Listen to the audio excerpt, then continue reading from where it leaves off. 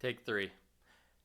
This is a quick video to explain a bracketing Excel spreadsheet on how the NCAA puts together the March Madness bracket and how you can use the Excel spreadsheet provided to better understand how the bracket goes together by simulating your own bracket. First, this is a link to a video I'll also provide in the comments along with the bracket simulator that kind of goes over how the system works. First, in the bottom left area, there's a seed list 1 through 68 with all the teams that need to be seeded. And they start out with Duke. With Duke, they put them in first the 4 main regions, and Duke is closest to Washington, D.C. The second team placed was Virginia, that got put in Louisville, even though it's closer to Washington, D.C. That one wasn't available. North Carolina went to Kansas City, and Gonzaga goes to Anaheim. Then they do that for the 2 seeds, 3 seeds, and 4 seeds. Lastly, after this is based on, I believe, the 2020 March, not 2020, the 2019 March Madness, or 2021. Anyway, based on after the first 16 seeds are placed, then they have the area locations where they can put teams after being placed there, placed in their 4 main regions. You got 8 other locations to play basketball for the first and second round. Duke, having the first choice, would take Columbus, followed by Virginia with the second choice, took Columbia. Then it went to North Carolina, took the last Columbus spot, and that location is Footprint. full because each location can only have 2 of the top 16 seeds. And as you notice, as soon as a location's picked, like here with Jacksonville, not only did Kentucky take Jacksonville with a 2 seed, but that also means it's going to be a 2 versus 15 and a 7 versus 10 seed. All those 4 teams will then play there. So moving on from the NCAA video to my little bracket Excel spreadsheet, the first thing I did is, sorry for how hastily I put this together, hopefully it makes sense. I took a list of the teams in order of how I think they'll be ranked. Of course, my list is dated because Purdue lost earlier today, but ranked in overall seed, and then these are all the teams that would get in at large. They don't need an automatic qualifying championship.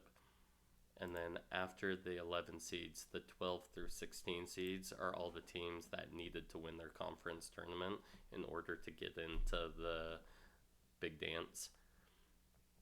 So I've already set this up. If you want to, please feel free to edit the list.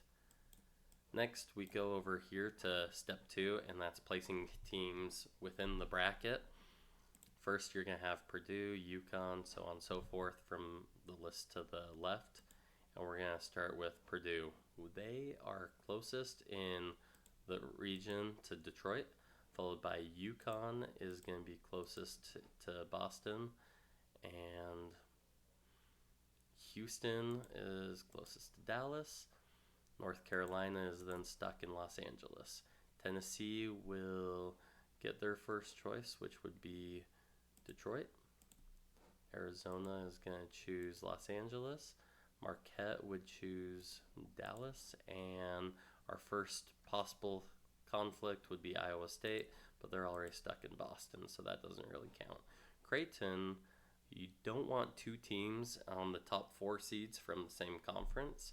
So Creighton is going to go 3 seed in Detroit, followed by Baylor is going to go out to Los Angeles as they can't conflict with Houston or Iowa State in the Big 12. Illinois can go to either of the locations remaining, and Duke will then go to Boston in the East. Lastly, Kansas has to go to Detroit to not conflict with Big 12 teams. Alabama is gonna go to Dallas in the South, followed by Kentucky would go to Boston in the East, and lastly Auburn to finish out. Next, I'll just do it, but South Carolina is our next team here, and they have several SEC foes in the 4 seed line, so they need to go play Kansas in the Detroit bracket in order to not have a conflict with a fellow team. Next, after we do the first 16 teams, I did 17th, forgive me, then we want to look at, I have it highlighted for which team gets the next first, second round regional location, and Purdue's going to have the first choice. As you can see, I have it highlighted, the closest location, and then here's the complete list if you want to see that. But Indianapolis is closest to Purdue, followed by UConn is going to go to Brooklyn. Houston would choose Memphis, and North Carolina is going to Charlotte, North Carolina.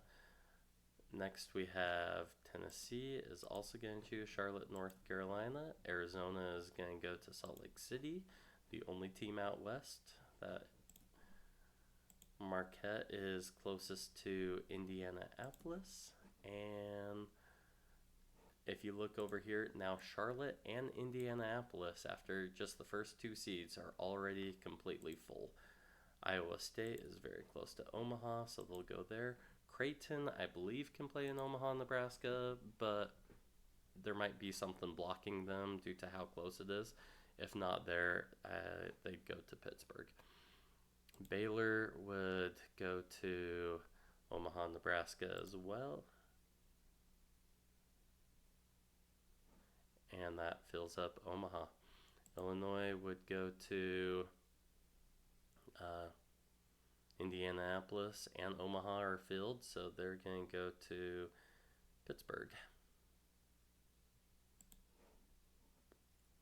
And Duke would also go to Pittsburgh. Kansas is then going to go to Salt Lake City, as they don't have many good options available. Brooklyn would go, or Alabama goes to Brooklyn. Did I put 3 teams in Omaha? Yes, I did. I would put Baylor, if Omaha is filled up, goes to Salt Lake City, which means Kansas cannot go there. I apologize.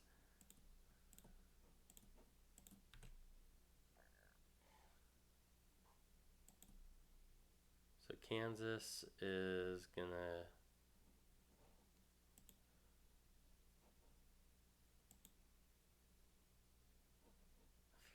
Illinois goes to Memphis, and Duke goes to Pittsburgh, which leaves Kansas in Pittsburgh. Alabama would then go to Brooklyn, New York, and our 2 remaining teams are going to end up in Spokane and Spokane. And now we have all the locations settled. The next team, San Diego State, they would definitely choose one of the Spokane locations, probably out in the west. And then we have BYU. They have a lot of contradictions here. Number 1, they can't play on Sunday, so they have to be in Charlotte, Omaha, Pittsburgh, or Salt Lake City for starters, and they have to be either in Boston or Los Angeles. So a lot of people are assuming that another team will be forced to take Spokane, like Baylor here, and give opening to Salt Lake City. And that way BYU can continue to keep their no Sunday rule. And then you go on with Wisconsin to Brooklyn, New York. And then you just keep going down all the way through the field. At this point, you just want to make sure there is no conference foes playing in the Elite Eight. Or you also don't want teams in the top 4 to actually have a home field disadvantage for their first game. but that one isn't followed too tightly as well either.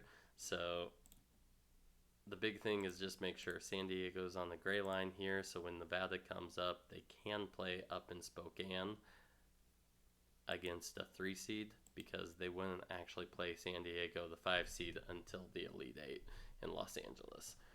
Next is Washington State. They would go to Omaha, Nebraska.